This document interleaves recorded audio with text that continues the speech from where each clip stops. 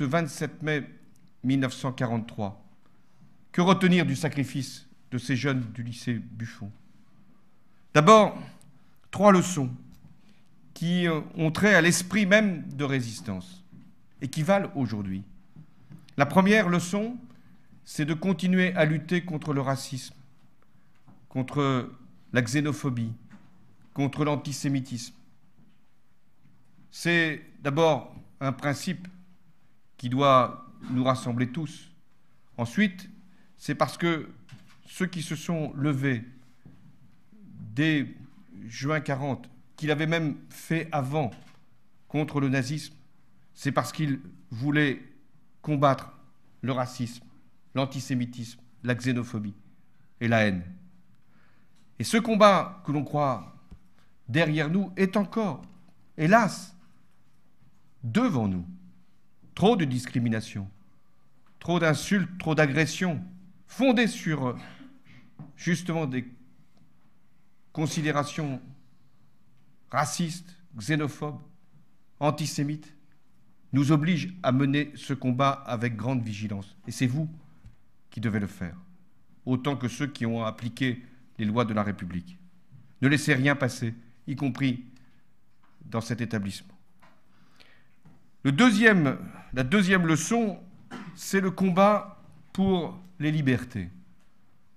Bien sûr, vous avez vécu, comme d'ailleurs ma génération, en paix, ce qui est un privilège par rapport à ceux qui sont présents devant vous. Vous avez vécu en démocratie, ce qui n'a pas empêché quelquefois certains de la combattre. Mais la liberté est notre bien le plus précieux. La liberté n'est pas figée. La liberté n'est pas un acquis pour toujours. La liberté, d'ailleurs, évolue. Il y a des droits de nouveau à conquérir. Ça fait partie du débat, parfois même du combat dans la République. Jusqu'où aller dans l'exercice, dans l'accomplissement de la liberté? Eh bien, c'est aussi votre tâche. Ne jamais penser que tout serait figé, que vous n'auriez rien vous-même à conquérir.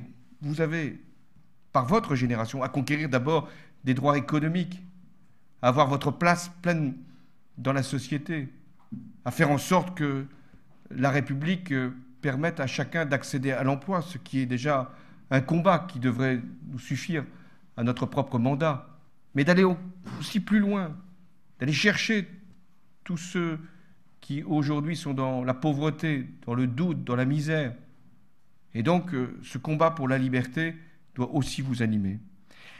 La troisième leçon, c'est, dans l'esprit de résistance, de croire toujours en l'avenir. Bien sûr qu'il y a des doutes, bien sûr que le présent peut être difficile, bien sûr que le passé peut parfois terrifier.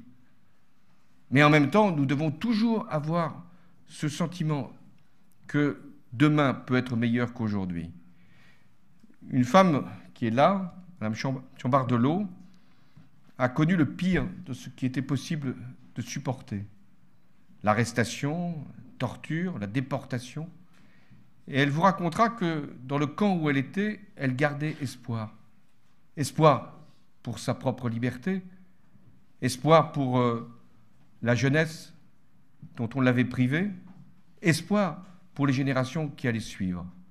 Et elle a consacré sa vie, d'ailleurs, à la jeunesse, à la comprendre, à vous comprendre, à l'étudier, à essayer de faire passer cette belle idée que la jeunesse doit accomplir le destin qui n'a pas pu être le nôtre, que la société avance, que l'humanité est en progrès.